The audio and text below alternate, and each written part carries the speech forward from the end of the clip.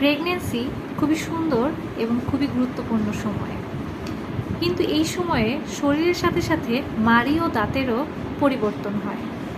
অনেকেই বলেন প্রেগনেন্সির সময় মাড়ি ফুলে যায়, মাড়ি থেকে রক্ত পড়ে এবং দাঁতে ব্যথা হয়। কিন্তু কেন এমন হয় এবং কিভাবে এর যত্ন নেওয়া উচিত?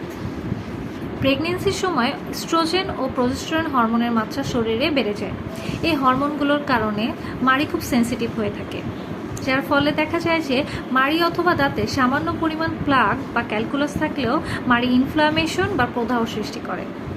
সো এইসব কারণেই দেখা যায় প্রেগনেন্সির সময়ে ওরাল প্রবলেম খুব বেশি হয়ে থাকে। ওরাল প্রবলেমগুলোর মধ্যে সবচেয়ে কমন হচ্ছে মাড়ি প্রদাহ বা জিঞ্জিভাইটিস। এর লক্ষণগুলো হচ্ছে মাড়ি ফুলে যাওয়া, ব্রাশ করার সময় মাড়ি থেকে রক্ত পড়া এবং মাড়ি লাল হয়ে যাওয়া, অনেক সময় মাড়িতে ব্যথা অনুভব হয়।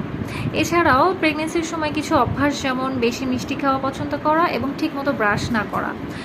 অনেকের ক্ষেত্রে দেখা যায় যে ব্রাশে অনেক অনীহা থাকে, ব্রাশ করতে গেলে বমির টেন্ডেন্সি হয় অনেক বেশি।